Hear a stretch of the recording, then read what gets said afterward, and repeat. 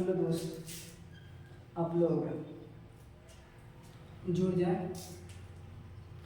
अधिक से अधिक बच्चों को जोड़ने का प्रयास करें दोस्त। लगातार लाइव आ रहे हैं दोस्त। और फिजिक्स का प्रकाश के परावर्तन के आज फर्स्ट लेसन का 5वां क्लास में मेरा दोस्त। और जो भी व्यक्ति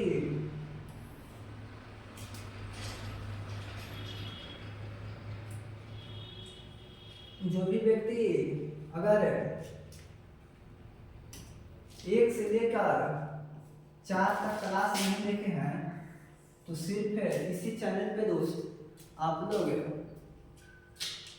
अच्छी तरह से क्लास को देख ले, ताकि निम्न सीमा से उच्च सीमा तक जाने का प्रयास करते हैं दोस्त। उच्च सीमा से निम्न सीमा,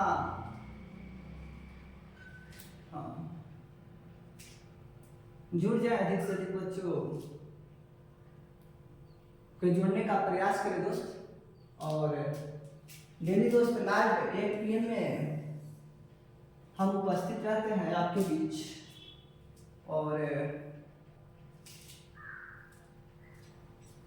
हाँ दोस्त, आज 5वां क्लास में मेरा प्रकाश के परावर्तन का फर्स्ट लेसन का दोस्त। और आप लोग अच्छी तरह से 1 से 4 तक समझ लिए होंगे। हाँ।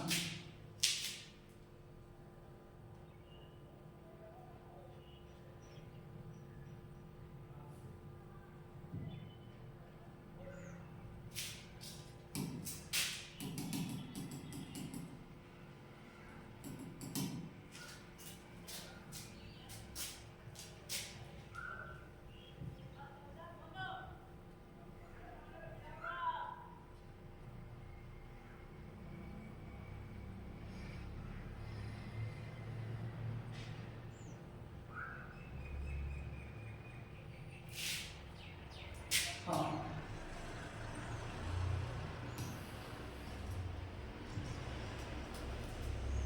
अच्छी तरह से समझने का प्रयास करना दोस्त। और सफलता उसी को मिलता है जो मेहनत करता हो।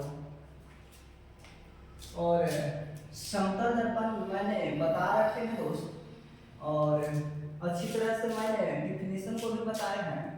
और आप लोग नहीं समझे हैं तो जो 4था क्लास देखे होंगे वो पूर्ण रूप से समझ गए होंगे। और जो व्यक्ति नहीं देखे होंगे तो अच्छी तरह से नहीं समझे होंगे दोस्त, तो जाकर इसी चैनल पर देख ले। हाँ, समतल दर्पण किसे कहते हैं?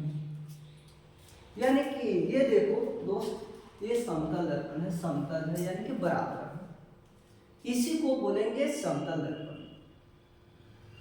ये ऐनक है और ये बराबर है यानी कि समतल है, तो इसी को बोला जाएगा समतल दर्पण कहेंगे। अब देखो एग्जाम में कैसे डिफिनेशन को लिखा जाता है, बहुत बारीकी से समझने का प्रयास करें दोस्त, बहुत बारीकी से। वैसा दर्पण जिसका परावर्तक सतह और समतल हो यानी कि बराबर हो, जिसका परावर्तक सतह, ये देखो ये परावर्तक सतह है, समतल है और यह बराबर है, इसी को बोला जाएगा समतल दर्पण बोला जाएगा। अब आगे समझने का प्रयास करें, उसे ही समतल दर्पण कहा जाएगा। इसमें बना प्रतिबिंब हमेशा सीधा, काल्पनिक और बराबर बनता है। ये देखो दोस्त, छोटा मोटा सैलून में जाइएगा ना तो आपका समतल दर्पण ही लगा रहेगा। और बड़ा जब सैलून में जाइएगा ना उसमें अवतल दर्पण का प्रयोग किया जाता है, यानी कि प्रयोग करता है अधिक मात्रा में अवतल दर्पण। और छोटा दुकान पे जाइएगा ना सैलून में तो आपको वहां समतल दर्पण का लगा हुआ मिलेगा। अब देखो जिस तरह से मैंने देख रहा है ना उसी तरह से वो भी क्या कर रहा है बेचारे, देख रहा है, यानी कि बराबर है, यानी कि मेरा डिस्टेंस और उसका भी प्रतिबिंब डिस्टेंस दोनों क्या है, दोनों समान है दोस्त। तो उसे भी समतल दर्पण कहेंगे। ये देखो सीधा, मैंने इसको सीधा खड़ा किया, देखो फिगर में भी सीधा ही दिखाई दे रहा है। बना प्रतिबिंब कैसा दिखाएगा, सीधा ही दिखाई देगा। और काल्पनिक है और बराबर है, जितना डिस्टेंस पर मैं इसको दर्पण से दूरी पर रखा हूं उतना ही प्रतिबिंब दूरी पर बना रखा है। तो कह सकते हैं दोस्त कि समतल दर्पण द्वारा बना प्रतिबिंब कैसा होगा, सीधा होगा, काल्पनिक होगा और बराबर होगा। अच्छी तरह से समझ गए होंगे दोस्त। ये देखो क्या है, ये देखो ये एक आदमी है और 3 सेंटीमीटर का है, 3 सेंटीमीटर का। ये देखो 10 सेंटीमीटर का है दोस्त, ये देखो 10 सेंटीमीटर का। अब देखो ये जो है ना, इसको पलट के रखा है। अब देखो इसको, देखो प्रतिबिंब कैसा बना, 10 सेंटीमीटर ही बना और 3 सेंटीमीटर का लंबा भी आदमी रहा। तो अब क्या करना है, इसको समझने का प्रयास करें दोस्त। ये जो है ना, ये दर्पण है, यानी कि समतल दर्पण है। अब देखो ये 3 सेंटीमीटर का है और ये प्रतिबिंब ये जो है ना, दर्पण से 3 सेंटीमीटर पर 10 सेंटीमीटर पर दूरी पर है और इन्हें भी प्रतिबिंब क्या है दोस्त, 10 सेंटीमीटर पर ही बना रखा है। अब देखो 3 सेंटीमीटर का आदमी है ना, तो इन्हें में भी 3 सेंटीमीटर का ही प्रतिबिंब बना रखा है, यानी कि समतल होगा। देखो समतल दर्पण। अब देखो दर्पण से 10 सेंटीमीटर दूरी पर है, ये दूरी है। अब इन्हें भी प्रतिबिंब भी क्या बना रखा है, 10 सेंटीमीटर ही दूरी पर बना रखा है। अब देखो 3 सेंटीमीटर का आदमी है तो प्रतिबिंब भी 3 सेंटीमीटर का बनेगा। अब देखो दोस्त, दर्पण से वस्तु की दूरी 10 सेंटीमीटर। देखो दर्पण यहाँ है, अब देखो दूरी कितना है दोस्त, 10 सेंटीमीटर पर यह दूरी है, इतना तक। अब देखो वस्तु की ऊंचाई, ये देखो वस्तु की ऊंचाई है दोस्तों, ये वस्तु की ऊंचाई है, मैंने आदमी को मान रखकर समझा रखी है। अब देखो क्या है, 3 सेंटीमीटर का भी है। अब देखा दर्पण से प्रतिबिंब की दूरी, अब देखा इन्हें जो है ना दोस्त 10 सेंटीमीटर है, तो इन्हें भी कितना बना है, 10 सेंटीमीटर ही दूरी है प्रतिबिंब का। ये देखो दर्पण से प्रतिबिंब की दूरी 10 सेंटीमीटर, देखो दर्पण से प्रतिबिंब की दूरी 10 सेंटीमीटर ही है। अब देखो प्रतिबिंब की ऊंचाई 3 सेंटीमीटर, ये देखो ये वस्तु है 3 सेंटीमीटर का है, तो इन्हें भी 3 सेंटीमीटर का प्रतिबिंब भी बनाएगा। अब आगे समझने का प्रयास करना है। ये देखो वस्तु से प्रतिबिंब की दूरी 20 सेंटीमीटर। ये देखो दोस्त, ये समतल दर्पण है, मैंने इस वस्तु है, ये वस्तु है दोस्त। अब बताओ, ये मैंने इस तरह से रखा है, ये देखो इसका डिस्टेंस 10 सेंटीमीटर है और उन्हें प्रतिबिंब भी कितना बना रखा है, 10 सेंटीमीटर ही पर यह वस्तु दिखाई दे रहा है। अब देखो ये भी वेग से चल रहा है, तो उन्हें से भी वेग से चल रहा है, तो दोनों का 2 भी हो जाएगा, यानी कि 2 भी जुट जाएगा। चलिए देख लो दोस्त, यहाँ से भी वेग से चल रहा है, वो भी क्या कर रहा है, भी वेग से ही चल रहा है, तो 2 भी हो जाएगा कुल दूरी। तो अब देखो दोस्त, दूरी जुट जाएगा, यहाँ 10 सेंटीमीटर। अब देखो दोस्त, यहाँ से प्रतिबिंब कितना बना रखा है, 10 सेंटीमीटर ही बना रखा है, तो अब कितना हो जाएगा, 20 सेंटीमीटर आपका कुल दूरी हो जाएगा। भी वेग से चल रहा है, तो भी क्या होगा, भी वेग से ही प्रतिबिंब बनाएगा। अब आगे समझने का प्रयास करें दोस्त। अगर इतना पता ही ना समझ में आया तो बाजार में जाना है और बड़ा वाला बादाम लेना है और खा के सो जाना है दोस्त। हाँ, अधिक से अधिक बच्चों को जोड़ने का प्रयास करें दोस्त, वहां से हमें मोटिवेशनल अच्छी तरह से मिलता है और हमें लाइव आने का मन करता है। अब देखो दोस्त क्या कर रहे हैं, समतल दर्पण के सामने 15 सेंटीमीटर की दूरी है। देखो 15 सेंटीमीटर की दूरी बनाना है दोस्तों, 15 सेंटीमीटर का दूरी है। अब ये देखो समतल दर्पण बना रहे हैं, ये देखो। अब देखो दोस्त 5 फीट एक आदमी है, ये देखो 5 फीट का एक आदमी है। अब बताओ आदमी खड़ा है, तो बताओ, अब बताना है दोस्त, ये देखो यहाँ से लेके यहाँ तक 15 सेंटीमीटर का दूरी है, तो प्रतिबिंब भी कितना बनाएगा, 15 सेंटीमीटर का ही दूरी बनाएगा। अब देखो ये कितना हो जाएगा, 15 सेंटीमीटर का दूरी हो जाएगा। अब देखो दोस्त आगे समझने का प्रयास करें। देखो थोड़ा और हम डिफिनेशन तो अच्छी तरह से समझाने का प्रयास करें दोस्त।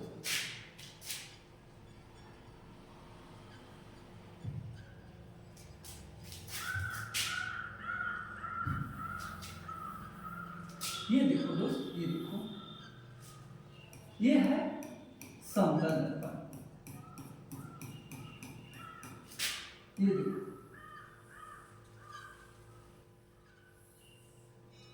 समतल दर्पण है।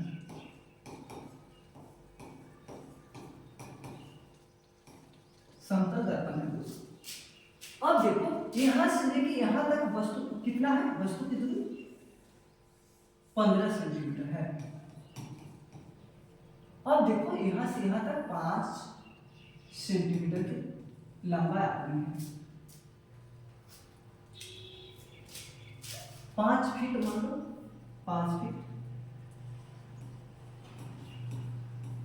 अब देखो दोस्त इन्हें समझने का प्रयास करें, इन्हें भी कितना होगा बताओ। यहां से लेके यहां तक 15 सेंटीमीटर का दूरी पर है, तो इन्हें भी प्रतिबिंब कितना बनाएगा, 15 सेंटीमीटर का ही दूरी बनाएगा। अब समझने का प्रयास करें, यहां से लेके यहां तक 3 सेंटीमीटर 3 फीट 5 फीट का ऊंचा पाएगा, तो इन्हें भी प्रतिबिंब बनाएगा 5 फीट। अब थोड़ा समझने का प्रयास करिए। अब देखो ये भी वेग से चल रहा है ना, ये देखो भी वेग से चल रहा है, तो इन्हें भी क्या कर रहा है, भी वेग से आ रहा है, प्रतिबिंब को चल रहा है। अब देखो यहाँ वस्तु रखा है, ये आदमी है दोस्त 5 फीट का, इन्हें भी 5 फीट का प्रतिबिंब बना रखा है, तो दोनों का डिस्टेंस क्या होगा दोस्त, जुटेगा ना, तो यहाँ जुट जाएगा तो कितना हो जाएगा 15 और प्लस 15 यानी कि 30, इसका आ जाएगा करीब 30 सेंटीमीटर दूरी आ जाएगा। यही कहना चाह रहे थे हम। अब आगे समझने का प्रयास करें।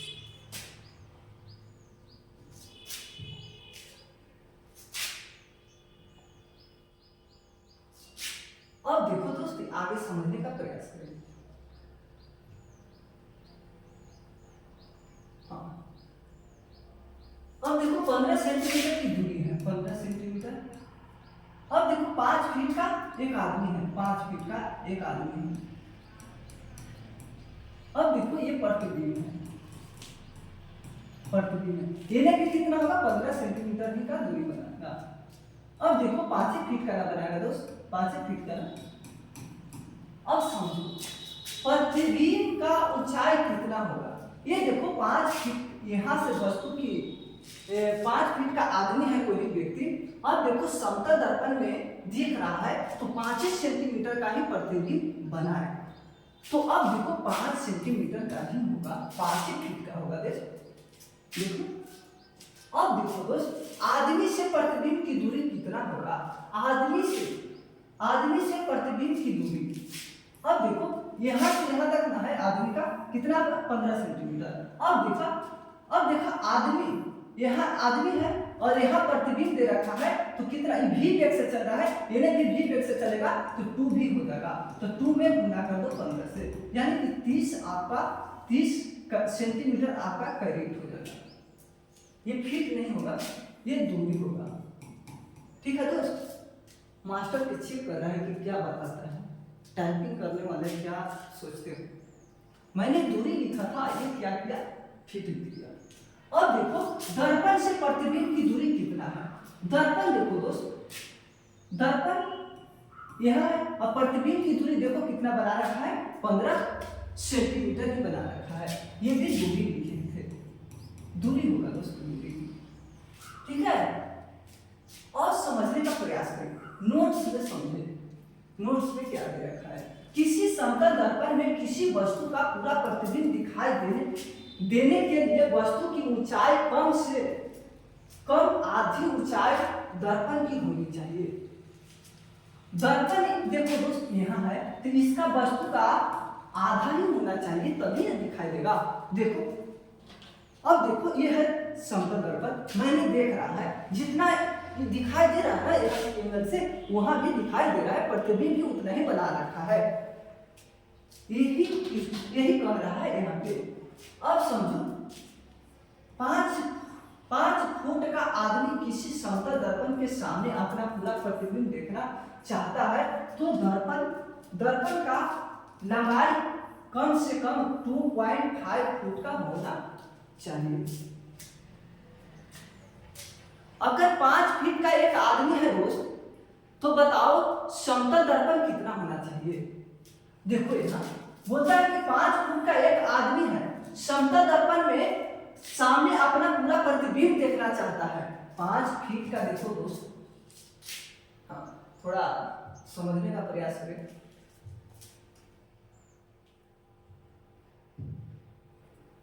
5 फीट का 5 फुट 5 फीट मानो फीट का एक आदमी है,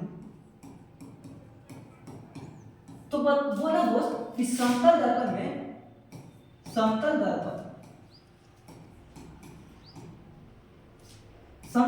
में कितना होना चाहिए, इसका समतल दर्पण कितना होना चाहिए, 2.5 होना चाहिए। अब देखो इसको तोड़ देना है, 5/2 से भाग देंगे, यानी कि 2.5 आ जाएगा आपका करेक्ट। इतना समतल दर्पण की ऊंचाई रहेगा ना, तो ये 5 फीट का आदमी पूरा देख लेगा। अब देखो दोस्त, ये पूरा दिखाई दे रहा है। देखो मान लीजिए कि हम 5 फीट के हैं, 5 फीट के, और समतल दर्पण हमको रहना चाहिए 2.5 रहना चाहिए। अब देखो ये कितना छोटा है, अब जितना दिखाएंगे इसको, जितना ही ना दिखाई देगा, पूर्ण रूप से यह पूरा शरीर नहीं मतलब इसमें देख सकते हैं दोस्त। तो वही बात यहाँ भी है कि कोई आदमी है 5 फीट का ना, तो उसको समतल दर्पण कम से कम 2.5 होना चाहिए, तभी 5 फीट का वो दिखाई देगा, अन्यथा नहीं दिखाई दे सकता है। समझे दोस्त? और बहुत बारीकी से समझने का प्रयास करें। यह उद्देश्य ना रखे दोस्त कि सिर्फ नौकरी लेना, यह उद्देश्य ना रखे कि सिर्फ हमको नौकरी लेना है। यह उद्देश्य रखे कि जिस मंच पर मैं बोल रहा हूँ ना, एक दिन भविष्य में आप भी बोलने का प्रयास करें। हाँ, अगर नौकरी नहीं लगा दोस्त, तो जिस तरह से मैं पढ़ा रहा हूँ ना, उसी तरह से आप भी पढ़ाने का काम करें। गुरु तो गुरु ही होता है ना, तो मेहनत करें। जब बात को सीखते रहिएगा, सारा कॉन्सेप्ट क्लियर करते रहिएगा दोस्त, तो एक दिन भविष्य में गुरु अवश्य बनेगा। ये नहीं कि मतलब बीपीएससी कर लिए और डीएलटी कर लिए, उसके बाद में बीपीएससी के एग्जाम दिए, चले गए। प्राइमरी में नहीं जाना है, जो डीएलटी होता है प्राइमरी ना, उसमें नहीं जाना है, खाली लेटर फेंके पड़ेगा दोस्तों। जब नौकरी करना है तो बीपीएससी से कर रहे हैं, तो आप सेकेंडरी वाला कीजिए, बीएड कीजिए। हाँ, तो यहाँ से आपको दुहारे खोलना है, मैट्रिक के दुहारे खोलो अच्छी तरह से, फिर उसके बाद में इंटर का दुहारे खोलो, तब उसके बाद में कंपटीशन के क्षेत्र में क्या करना है क्या नहीं करना है तब सोचने का प्रयास करें। अन्यथा अभी सोचिएगा ना, तो आपका न इन्हें की रहिएगा न इन्हें की रहिएगा, बीचवा में चले जाइएगा, जहां फाका मिलेगा ना वहीं चले जाइएगा। तो पहले क्या काम है वे पहले सोचो ना, और आप कुछ सेविंग करें, क्योंकि ऑनलाइन भी चल रहा है, दिक्कत होगा मेरे को, कहां से कहां पॉइंट लेके चले आते बताओ। तुम ही लोग बोला तब ना हम वहां तक चल गए। तो अब समझो, अच्छी तरह से नौकरी करना है तो बहुत अच्छा नौकरी करना है दोस्त। ये नहीं कि मैं डीएलटी कर लिए, बीपीएससी कर लिए, फिर उसके बाद में 1 से 5वां तक चले गए नौकरी करने, तो वो सब बेकार नौकरी है। करना है तो दोस्त अच्छी नौकरी करो, दरोगा बनो, अच्छा नौकरी है, सीजीएल निकालो, यूपीएससी निकालो, इस तरह से मुझे बहुत अच्छा माना जाता है। मैंने दोस्त 8 एग्जाम दिया है, जेकरा में 6 गो सफल है, 6 गो सफल है। अब बताओ दो असफल हैं। असफल, मैंने इस एक में हुआ था पूर्ण रूप से पूरी तरह से हो गया और ये सब चेस्ट में छाड़ दिया। तो अब बताओ मैं चला जाता तो आपके बीच कौन रहता? तो हम सोच लिया ना कि हमको क्या करना है, वही ना करेंगे दोस्त। बताओ, जो नहीं करना रहेगा तो हम क्यों करेंगे? आदमी का जो इच्छा मांगता है ना, वही इच्छा करना चाहिए, यानी कि पूरा करना चाहिए। ठीक है, आज खाने का मन रहेगा खीर पूरी और खिलाइएगा दाल भात, तो अच्छा लगेगा नहीं ना? तो जो इच्छा मांगे ना, वही इच्छा पूरा करने का प्रयास करें। अब समझने का प्रयास करिए।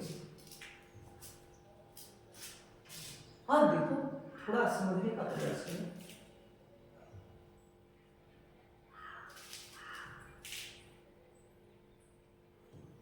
अब देखो दोस्त, यदि कोई कोई वस्तु समतल दर्पण के सामने भी वेग से चलता है तो उसका प्रतिबिंब क्या होगा? देखो दोस्त, ये समतल दर्पण है, हम भी वेग से चल रहे हैं, भी वेग से एकदम धीरे धीरे धीरे धीरे चल रहे हैं दोस्त। भी वेग से चले, स्लो मौसम में चल रहे हैं। और बताओ उसके बारे में थोड़ा और डिफिनेशन क्या है समझो। फर्स्ट में क्या कह रहा है इसको समझो। वस्तु की अपेक्षा टू भी वेग से चलेगा। ये देखो, मैं एक दर्पण में भी वेग से चल रहा हूँ, वो भी क्या कर रहा है दोस्त? भी वेग से नहीं आ रहा है। मैं चल रहा हूँ, वो भी क्या कर रहा है? धीरे धीरे वो भी चल रहा है। देखो उस साइड में, उस साइड में जब मैं आऊंगा ना तो वो भी क्या करेगा? आने का प्रयास करेगा। तो क्या हो जाएगा? वेग, उसका वेग होगा ना, जुट जाता है। अब समझने का प्रयास करें। ये देखो भी वेग से, ये दर्पण है और इन्हें भी वेग से प्रतिबिंब बनाएगा। अब देखो इसका दूरी और इसका दूरी दोनों को जोड़ दो तो टू भी हो जाएगा। भी वेग से चल रहा है ना, इन्हें भी वेग से आ रहा है, तो दोनों का दूरी क्या होगा? जुड़ जाएगा। ठीक है दोस्त, अब समझने का प्रयास करें। अब देखो, दर्पण की अपेक्षा भी वेग से ही चलेगा। दर्पण की अपेक्षा क्या होगा दोस्त? भी वेग से ही चलेगा।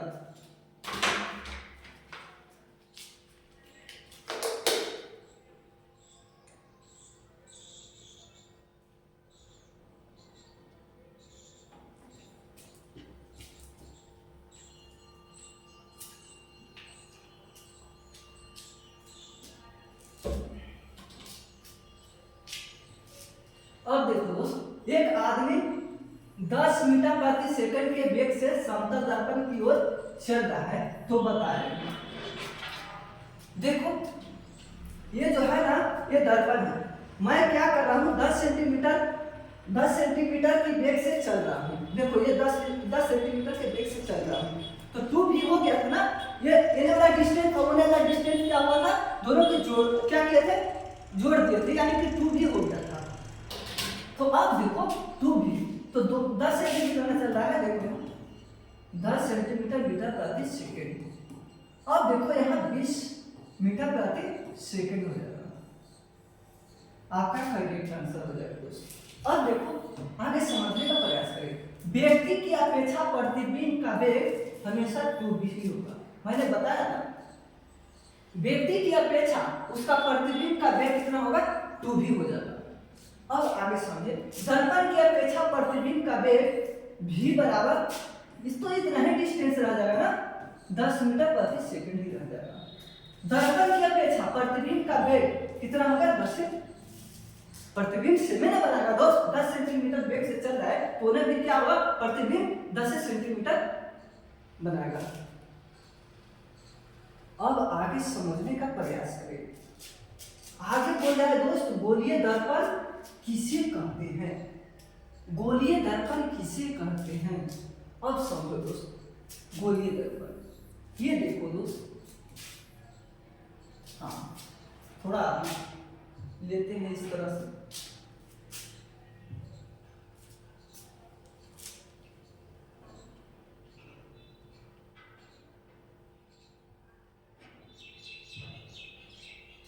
हाँ, इसको लेते हैं इस तरह से दोस्त। देखो एकदम गोल हो गया।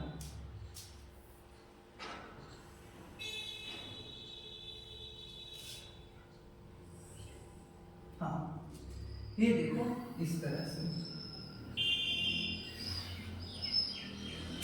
अब देखो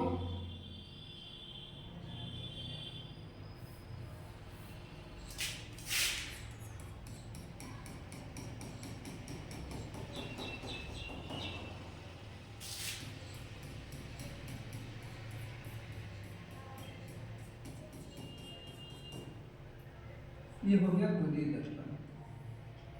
अब देखो दोस्त, अब यहां से इसको हटा देंगे तो ये हो जाएगा अवतल दर्पण, सॉरी उत्तल दर्पण हो जाएगा।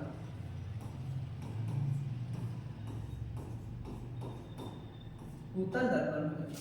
अब देखो दोस्त, ये नहीं होगा तो क्या होगा, अवतल दर्पण हो जाएगा।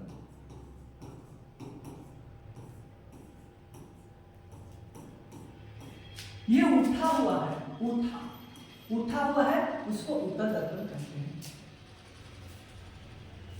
यानी कि उभरा हुआ है, उभरा हुआ है, उससे उभरा, उससे उठा, यानी कि उत्तल दर्पण। ठीक है। और ये अवतल दर्पण यानी कि जिसका भाग धंसा हुआ हो उसको क्या बोलेंगे, अवतल दर्पण कहेंगे। ये देखो इस परावर्तक सतह है।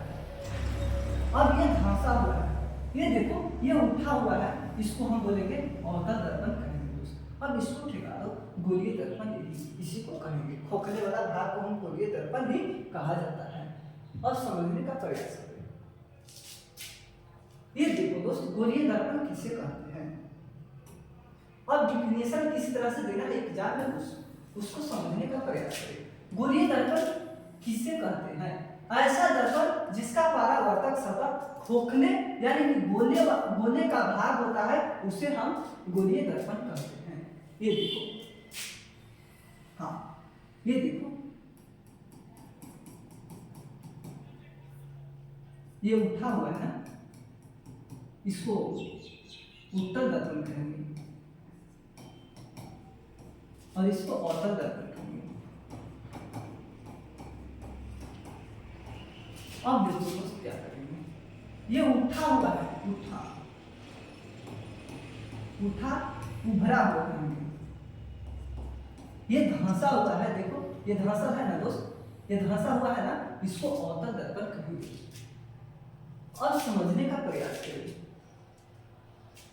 ये देखो फिगर में भी इसी तरह से दिया गया है। ठीक है दोस्त। अब देखो मुक्ता या दो प्रकार के होते हैं, मुक्ता या दो प्रकार के होते हैं। गोलीय दर्पण कितने प्रकार के होते हैं दोस्त, दो प्रकार के होते हैं। एक अवतल दर्पण और एक उत्तल दर्पण होता है। ये देखो अवतल दर्पण और दूसरा उत्तल दर्पण होता है। अब आगे समझने का प्रयास करें। ये देखो दोस्त, हाँ अवतल दर्पण किसे कहते हैं, अवतल दर्पण किसे कहते हैं, वैसा भाग जिसका परावर्तक सतह धंसा हुआ है। देखो दोस्त, ये देखो इस तरह से, ये देखो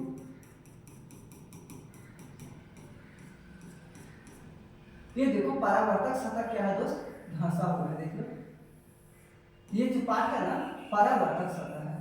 ये देखो इसका धंसा हुआ है, इसी को बोलेंगे अवतल दर्पण कहेंगे। ये देखो ये समतल दर्पण है, ये देखो परावर्तक सतह है, ये वाला जो है ना भाग, ये परावर्तक सतह है। अब देखो दोस्त, उसे ही अवतल दर्पण कहते हैं, यानी कि धंसा हुआ भाग है, जिसका परावर्तक सतह धंसा हुआ है, उसी को क्या कहेंगे, अवतल दर्पण कहेंगे। ऐसा बहुत एग्जाम में पूछा है दोस्त प्रश्न कि अवतल दर्पण किसे कहते हैं, तो ऐसा लिखना है कि वैसा दर्पण जिसका परावर्तक सतह धंसा हुआ है, उसी को अवतल दर्पण कहा जाएगा। अब देखो अवतल दर्पण को अभिसारी दर्पण भी कहा जाता है। अब देखो कोई भी व्यक्ति का, हाँ कोई भी व्यक्ति का दो नाम होता है। मान लीजिए कि जब बच्चा जन्म लेता है तो एक तो माँ उसकी नाम धरता है, माँ उसका नाम धरता है। मान लीजिए कि सोनू नाम धरा, सोनू मान लेते हैं कि सोनू नाम धरा,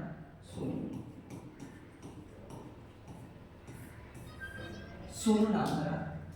और कुछ दिन महीने और बीतने के बाद यानी कि 10 साल के बाद, 10 वर्ष के बाद, मान लो जो 5 वर्ष के बाद, और मान लीजिए कि 15 वर्ष के बाद, हो न हो पुकारू नाम और पड़ जाता है। ये तो उसकी माँ नाम धरा है दोस्त, माँ ने, और एक अलग से गांव वाले ने नाम धरता है। तो 2 नाम हुआ ना दोस्त, बताओ हुआ कि ना हुआ? एक तो उसकी माँ नाम धरा और दूसरी में क्या हुआ कि एक गांव वाले ने नाम धरा। तो अब बताओ 2 नाम हुआ कि ना हुआ? अब देखो अवतल दर्पण को भी हम अभिसारी दर्पण कहते हैं, थोड़ा समझने का प्रयास करें।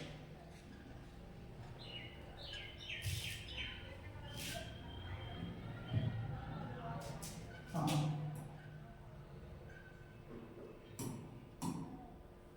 अवतल दर्पण,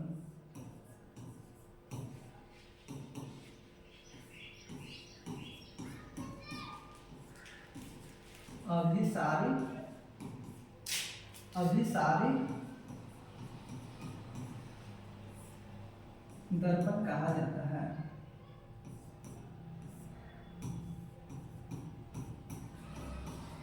कहा जाता है अवतल दर्पण को अभिसारी दर्पण कहा जाता है। अब देखो दोस्त, उत्तल दर्पण,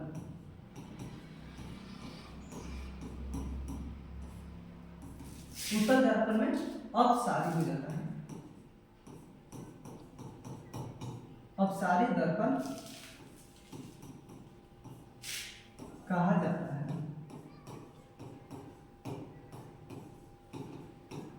हाँ, अब देखो दोस्त, एक होता है अवतल लेंस,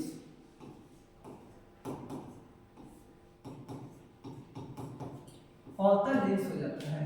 तो अवतल लेंस को अपसारी लेंस कहते हैं,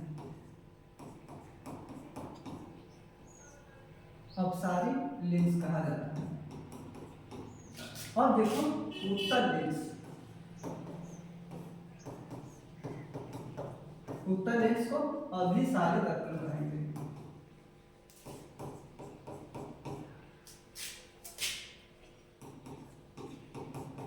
हाँ, यहां से 1 नंबर देगा दोस्त, यहां से 1 नंबर देगा ही देगा। यहां से इतना याद करना है, कंफ्यूज नहीं होना है दोस्त। अगर नहीं दिया ना तो फिर मेरे को बोलना, ठीक है? 1 नंबर यहां से देगा ही देगा। अवतल पर ऋणात्मक होता है, ऋणात्मक होता है, और उत्तल, अवतल लेंस में ऋणात्मक होता है और उत्तल में धनात्मक होता है, धनात्मक होता है। चार्ज, ठीक है? यहां तक आपको अच्छी तरह से समझने का आवश्यकता है दोस्त। यहाँ बहुत कंफ्यूज करते हैं बच्चे। और मैंने इसको देखो, अवतल दर्पण, अवतल दर्पण है दोस्त, तो अवतल दर्पण को अभिसारी दर्पण कहा जाता है। अब देखो उत्तल दर्पण, उत्तल दर्पण को अपसारी दर्पण कहा जाएगा। अब देखो अवतल लेंस को अपसारी लेंस कहते हैं, चेंज हो जाता है, और उत्तल लेंस में अभिसारी लेंस कहा जाता है। अब हमको लगता नहीं है कि नहीं समझ में आया होगा आप लोग को, अच्छी तरह से दोस्तों समझ में आ गया होगा। अब देखो, हाँ, उत्तल दर्पण, उत्तल दर्पण किसे कहते हैं? उत्तल दर्पण किसे कहते हैं?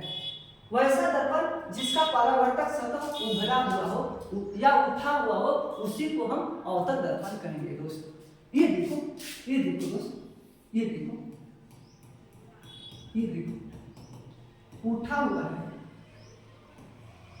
उठा हुआ है या उभरा हुआ है, इसी को बोलेंगे अवतल, उत्तल, उत्तल दर्पण बोलेंगे। इसी को बोलेंगे दोस्त उत्तल दर्पण बोलेंगे। अब देखो ये उठा हुआ है, उभरा हुआ है, देख लो। अब समझने का प्रयास करें, गोलीय दर्पण। अब इसको क्या बोलेंगे? अपसारी दर्पण भी कहते हैं, इसका नाम है दोस्त। आप समझने का प्रयास करें, गोलीय दर्पण किसे कहते हैं? गोलीय दर्पण किसे, कुछ महत्वपूर्ण बिंदुआ क्या है, अब समझने का प्रयास करें। ये 7 को आपको समझना जरूरी है। अब खेल स्टार्ट हुआ है दोस्त, और क्या हुआ है, आपका खेल स्टार्ट हो गया है यहाँ से। अगर यहाँ से नहीं ना समझ में आया दोस्त तो बहुत दिक्कत है, ठीक है। और अच्छी तरह से यहाँ से समझने का आप लोग प्रयास करें।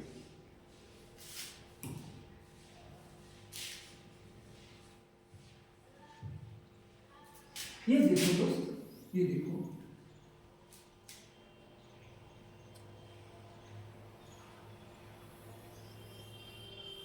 ये पारावर्तक शब्द है, पारावर्तक शब्द है, ये पारावर्तक शब्द है।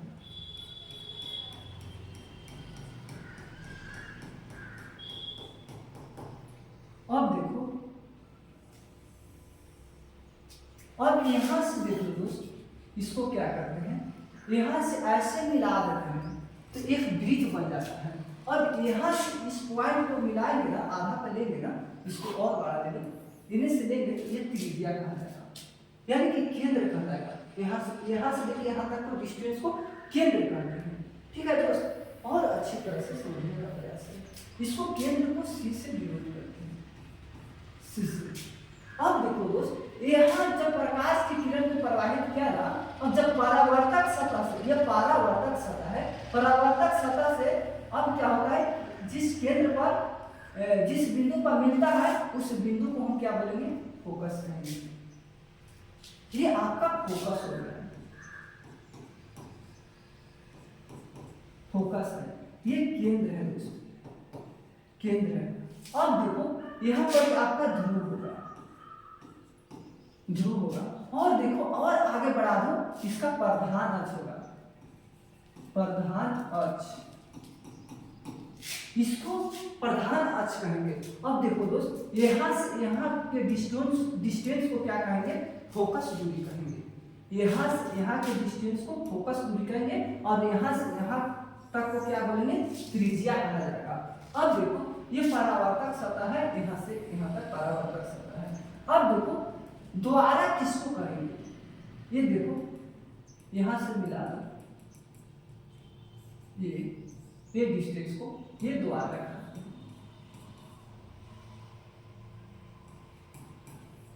द्वारा, ठीक है दोस्त। और हमको ना लगता है कि अच्छी तरह से नहीं समझे होंगे, समझ गए होंगे। इसको नाम धर दो ए, इसको नाम धर दो ए, इस तरह से। अब देखो यहाँ से यहाँ तक डिस्टेंस को क्या कहेंगे, फोकस को फोकस दूरी कहेंगे। अब यहाँ से यहाँ तक के डिस्टेंस को बोलेंगे त्रिज्या बोलेंगे। अब देखो यहाँ ध्रुव होगा, यहाँ आपका ध्रुव है, यानी कि पी से इसको बिल्कुल करते हैं, और आगे इसका प्रधान अक्ष होगा, यहाँ प्रधान अक्ष होगा। और बिल्कुल अच्छी तरह से आप लोग समझ गए होंगे।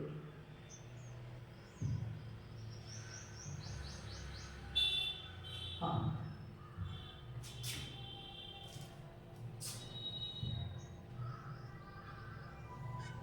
अब देखो दोस्त, अब देखो क्या है,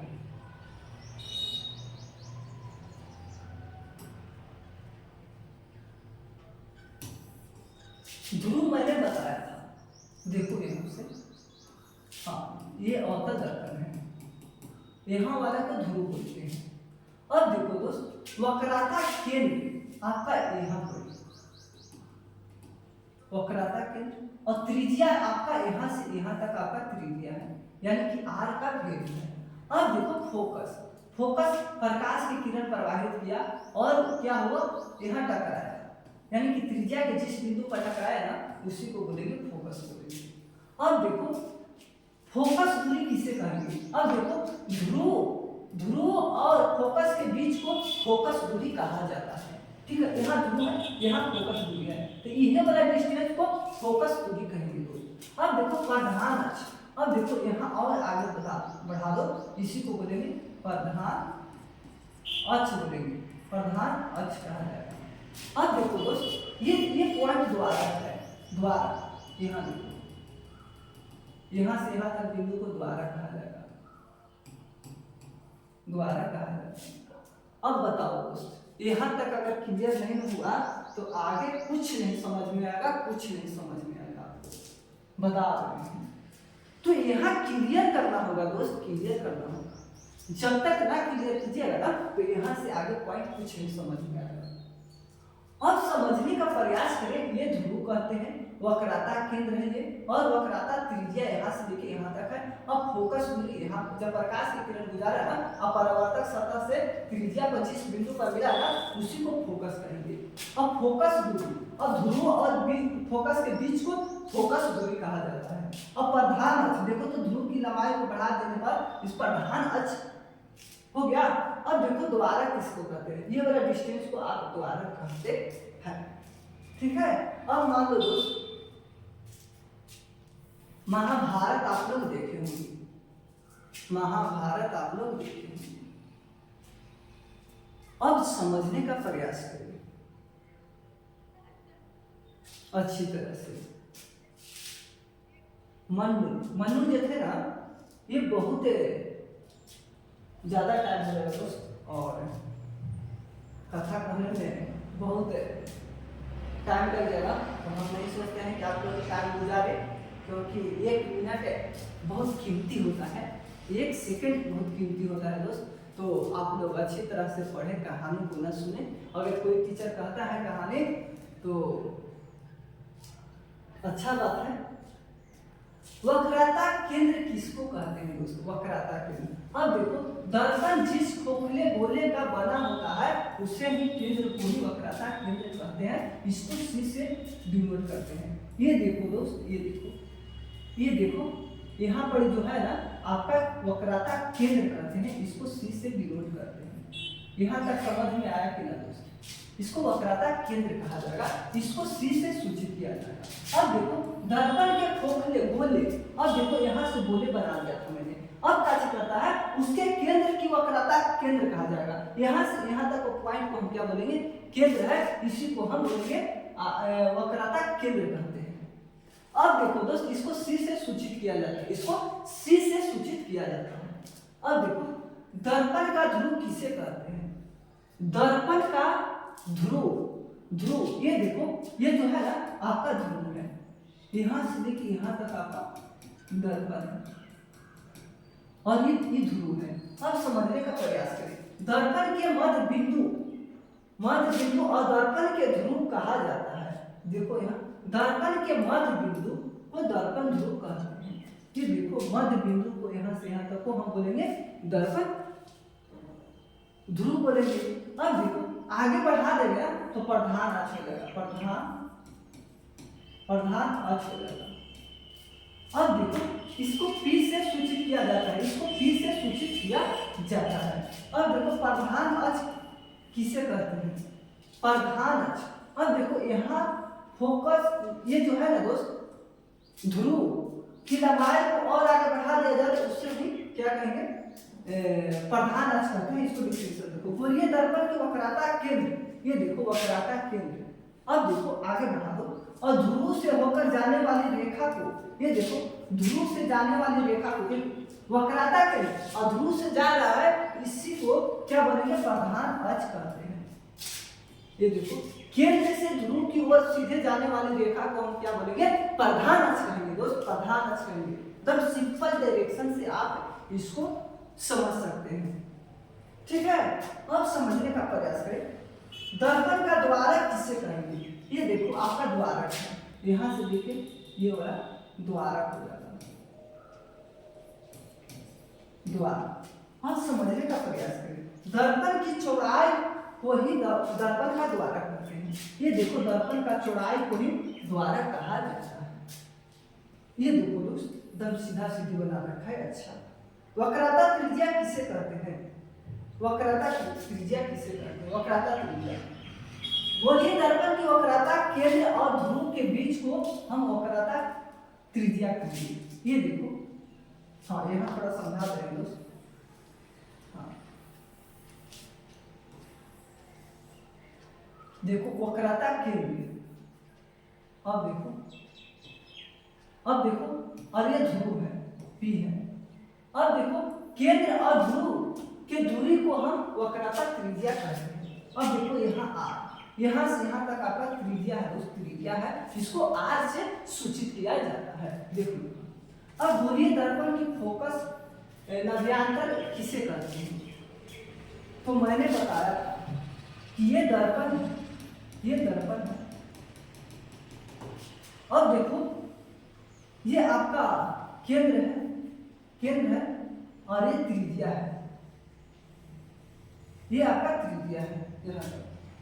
अब देखो गोलीय दर्पण के प्रधान अक्ष के समानांतर आ रही प्रकाश परावर्तक के बाद ये देखो गोलीय दर्पण यहाँ से प्रकाश के किरण किया और अब देखो यहाँ परावर्तक हो गया।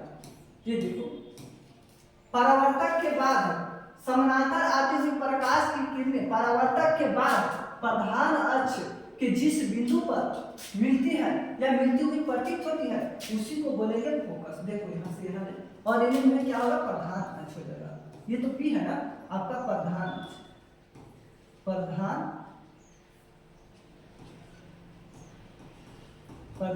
अक्ष। अब देखो मिलती हुई प्रतीत होती है जिस बिंदु पर उसी को बोलते हैं फोकस कहा जाता है। इसको एम से सूचित किया जाता है।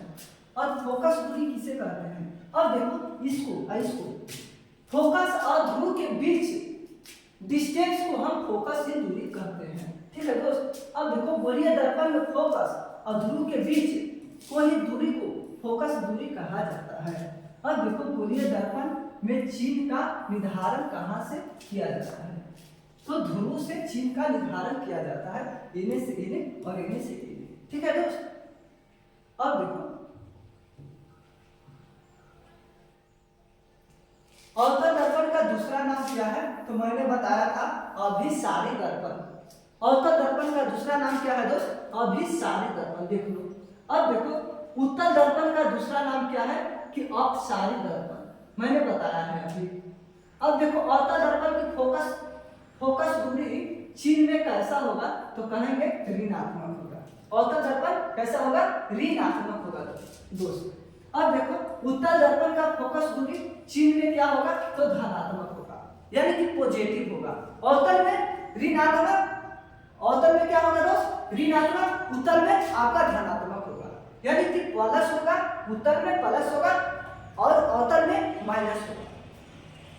ये देखो दोस्त। और गोलीय दर्पण का चिन्ह का निर्धारण कहां से होगा? आपका ध्रुव से होगा। अवतल दर्पण और उत्तल दर्पण में वस्तु की दूरी का चिन्ह कैसा होगा? तो बताएंगे ऋणात्मक होगा। अवतल दर्पण तथा उत्तल दर्पण में वस्तु की दूरी चिन्ह कैसा होगा? तो बताना है ऋणात्मक होगा। ठीक है। और आगे समझने का प्रयास करें। गोलीय दर्पण की फोकस दूरी और वक्रता त्रिज्या में कैसा संबंध है? तो F बराबर r/2। इसको आगे प्रूव करेंगे, F बराबर r/2। इसको लिख सकते हैं हम अच्छी तरह से 2F बराबर r/r लिख सकते हैं। ये वाला उत्तल दर्पण से सिद्ध करेंगे और अवतल दर्पण से भी, दोनों से सिद्ध करेंगे। आपको 5 नंबर मिल जाएगा यहाँ से, कोई नहीं रोक सकता है। 5 नंबर दिला के रहेंगे यहाँ से। ठीक है दोस्त। अब देखो यह गोलीय दर्पण जिसकी त्रिज्या 40 सेंटीमीटर है, तो बताए कि फोकस दूरी क्या होगा? तो F बराबर क्या होता है? r/2 होता है। अब देखा F बराबर 40 है ऊपर और 2 से भाग लगा दो, आपका 20 आ जाएगा। F बराबर आ गया 20 सेंटीमीटर, आपका करेक्ट आंसर आ गया। सीधा सीधी ऐसे निकालना है, ये फॉर्मूला है। मैं शुद्ध करूंगा दोस्त, हाँ प्रूव करूंगा F बराबर r/2 कैसे होता है, बहुत अच्छी तरह से प्रूव करूंगा। हमको न लगता है कि जिस तरह से मैंने यूट्यूब पर पढ़ा रहे हैं ना, उस तरह से कोई भी व्यक्ति पढ़ा देगा। आप लोग इसी चैनल पर लगा रहे हैं। और हाँ दोस्त, जो नए जुड़े हैं तो चैनल को सब्सक्राइब कर ले, और पुराने हैं हो गए हैं धीरे धीरे तो दोस्तों के पास शेयर करें, अधिक से अधिक बच्चों को जोड़ने का प्रयास करें। वहां से हमें मोटिवेशन मिलता है और अच्छी तरह से लाइव आने का मन करता है दोस्त। तो अधिक से अधिक बच्चों को जोड़ने का प्रयास करें दोस्त, वहां से हमें मोटिवेशन मिलेगा और अच्छी तरह से मैं 2-3 क्लास में और प्रकाश के परावर्तन को खत्म कर दूंगा अच्छी तरह से।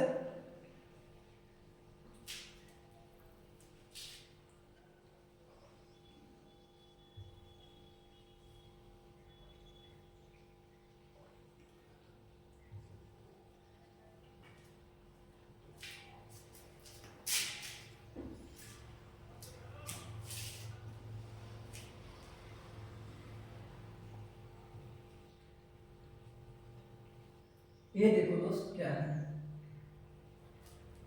ये कह रहा है कि अवतल दर्पण को अभिसारी दर्पण क्यों कहा जाता है। ये प्रश्न बहुत पूछता है, बहुत पूछता है, मैंने बहुत देखा है दोस्त इस तरह से प्रश्न को पूछते हुए कि अवतल दर्पण को अभिसारी दर्पण क्यों कहा जाता है। ये देखो दोस्त क्या है, ये अवतल दर्पण है, ये अवतल दर्पण है।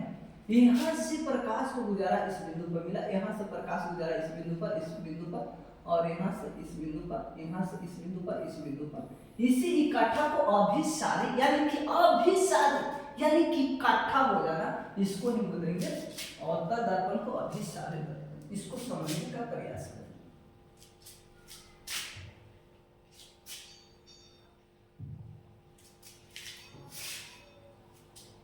ये है ना दोस्त, ये अवतल दर्पण है।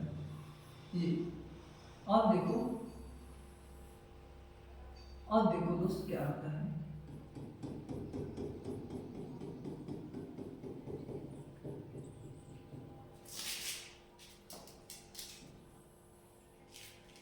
ये देखिए,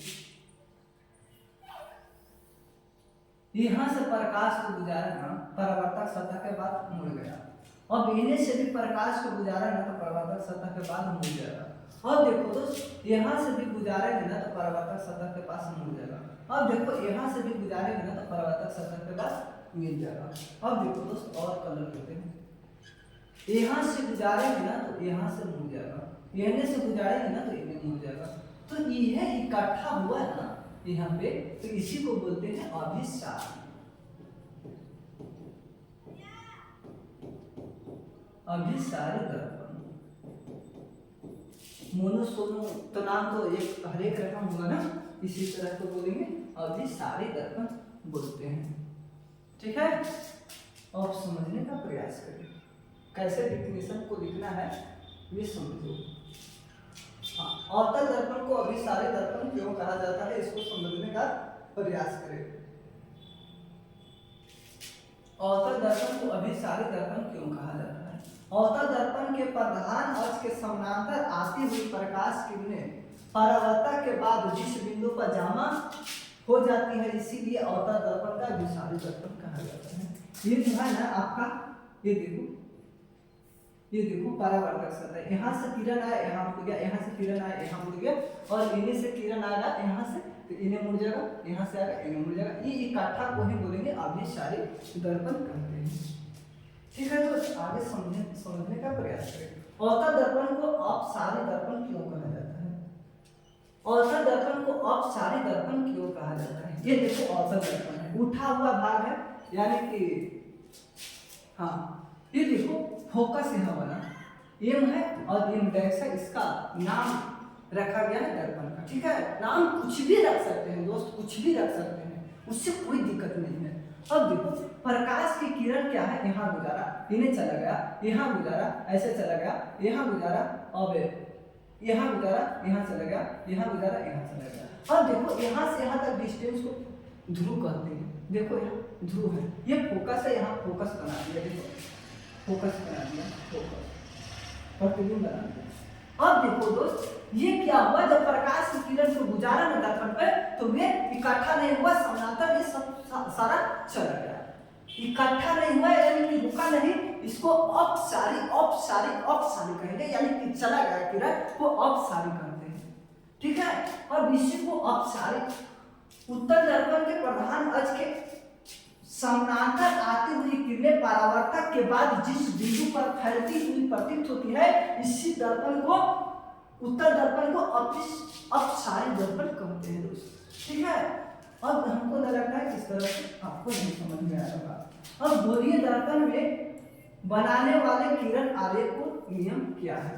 गोलीय दर्पण में बनने वाले किरण आरेख का नियम लिखे। ये 4 नियम है, 4 नियम है। देखिए फर्स्ट नियम अच्छी तरह से समझने का प्रयास करें। गोलीय दर्पण में बनने वाले किरणों का आने वाले 4 नियम है। ठीक है, अब देखो पहला नियम, जब आपतित प्रकाश की किरणें प्रधान अक्ष के समानांतर भेजी जाती है तो परावर्तक के बाद फोकस से होकर जाती है। ये देखो आपका अवतल दर्पण है, ये देखो दोस्त, ये आपका है ना, ये अवतल दर्पण है, अवतल दर्पण है, ये अवतल दर्पण है। यहां से यहां तक आपका त्रिज्या दे रखा है। अब देखो केंद्र से और आगे तक चला जाएगा ना, इसको प्रधान अक्ष कहेंगे, इसको प्रधान अक्ष कहेंगे, प्रधान अक्ष कहते हैं। अब देखो ये जो प्रकाश की किरण गुजारा ना, तो परावर्तक सतह के बाद जिस बिंदु पर प्रधान अक्ष के जिस बिंदु पर मिला उसको ही फोकस करते हैं। ठीक है, अब देखो फर्स्ट तो समझ गए होंगे, जब प्रकाश आपतित प्रकाश की किरणें प्रधान अक्ष के समानांतर भेजी जाती है और प्रधान अक्ष के जिस बिंदु पर मिलता है उसी को फोकस कहा जाता है। फर्स्ट ये विदित करना है।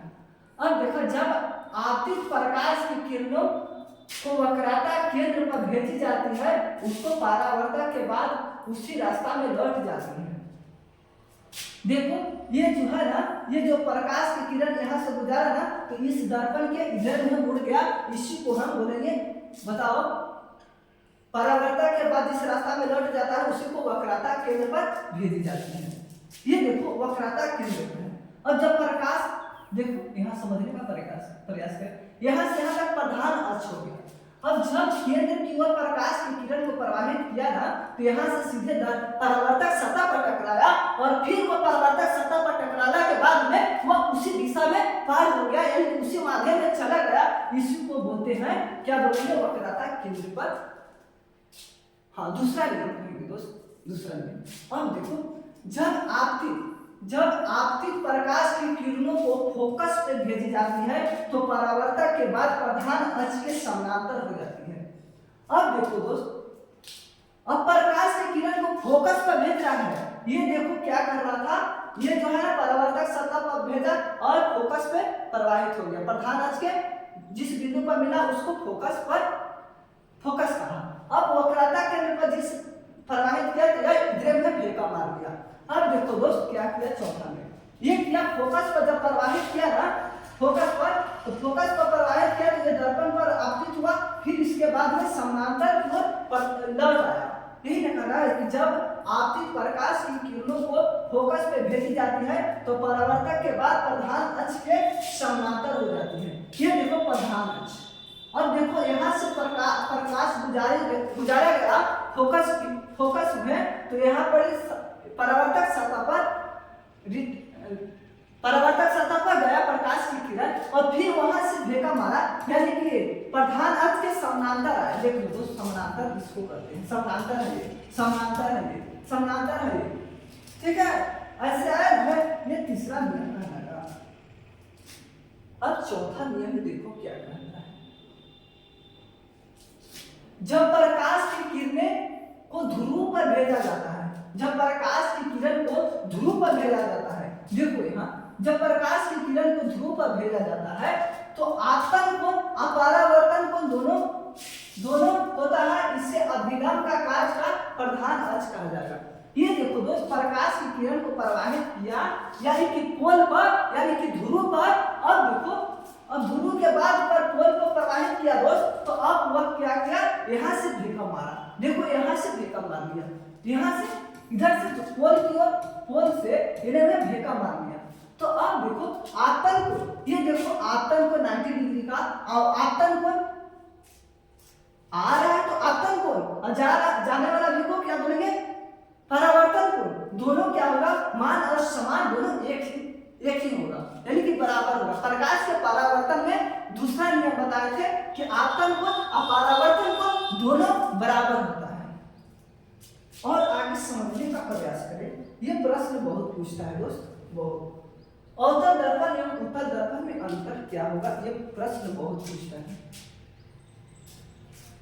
हाँ, इसको समझने का प्रयास करें, बहुत बारीकी से समझें और आगे चल के भविष्य में जिस मन से पढ़ा रहा हूं ना, हो सकता है भविष्य में आप भी ऐसी पढ़ाओ किसी को, ठीक है। जब थ्योरी मालूम रहेगा, प्रैक्टिकल आपका पता रहेगा, तो अच्छी तरह से आप पढ़ा सकते हैं।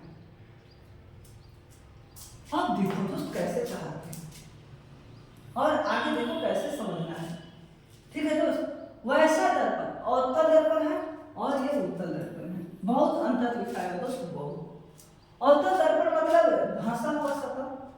और ये उभरा हुआ उठा हुआ दर्पण, एक तो ये हो गया। अब देखो अवतल दर्पण की फोकस दूरी ऋणात्मक होती है, उत्तल दर्पण की फोकस दूरी धनात्मक होती है, सीधा सीधी पॉइंट है।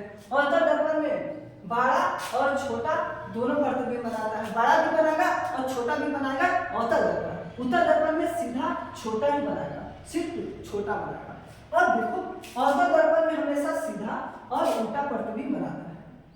ये देखो अवतल दर्पण में सीधा भी बनाएगा, उल्टा भी बनाएगा और बड़ा भी बनाएगा और छोटा भी बनाएगा। उत्तल दर्पण में सीधा बनाएगा और सीधा प्रतिबिंब बनाएगा, जिसे काल्पनिक कहा जाता है। काल्पनिक मतलब होता ही है सीधा, वास्तविक उल्टा बनाएगा। वास्तविक समतल दर्पण समतल दर्पण कैसा बनाएगा? उल्टा बनाएगा। ठीक है, हाँ। अब अच्छी तरह से पढ़ें इसको। हाँ,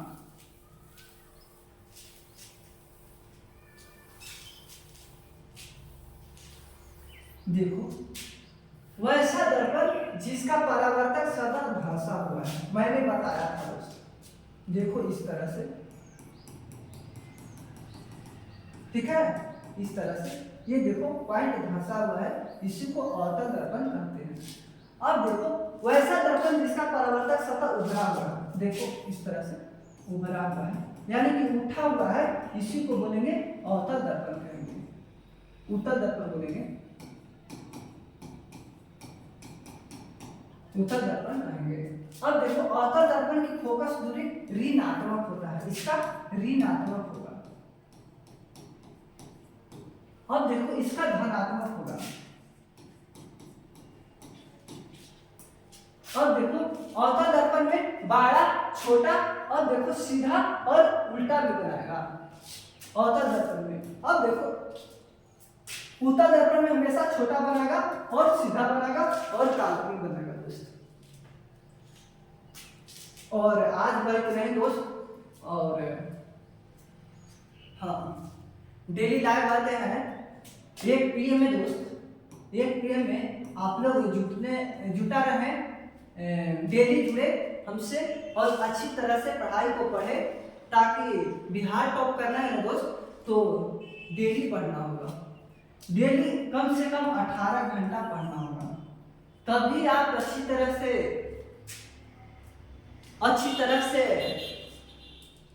एग्जाम को फर्स्ट रैंक हासिल कीजिएगा।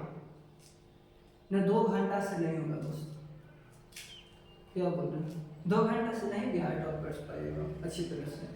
जनसंख्या इतना है, पढ़ने वाला इतना है, तो आपको भी मेहनत करना होगा ना उसको मुताबिक, तब तो टॉप कीजिएगा।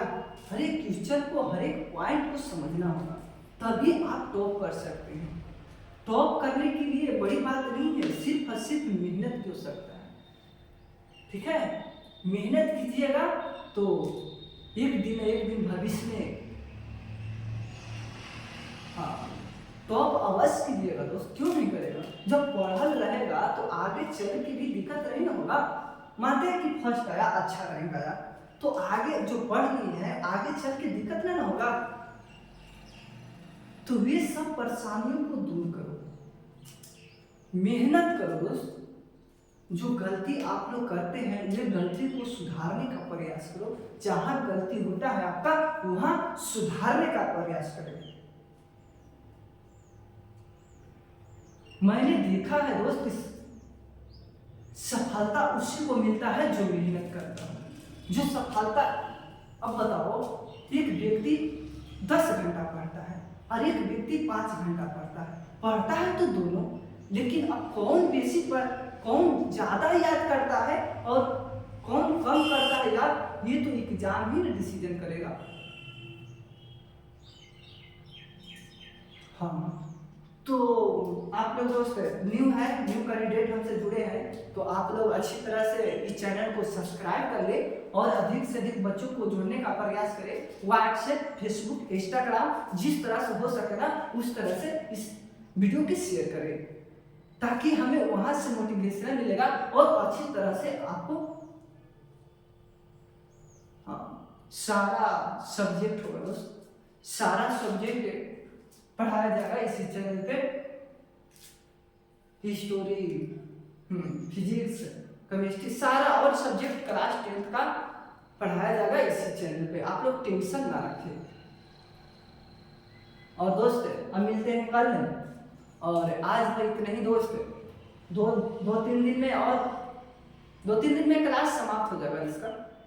ये प्रकाश के परावर्तन जो है ना, ये समाप्त कर लेंगे 3 दिन के अंदर में, ठीक है। अब बच गया है खाली किरण आरेख को समझाना है, और दर्पण को किरण आरेख, और इतना ही समझाना है और कुछ नहीं दोस्त। ये सब ऐसी है। F बराबर r/2 सिद्ध करना है अवतल दर्पण से, अवतल दर्पण से, और आपका समाप्त हो जाएगा यहीं से, ठीक है दोस्त। और मिलते हैं कल।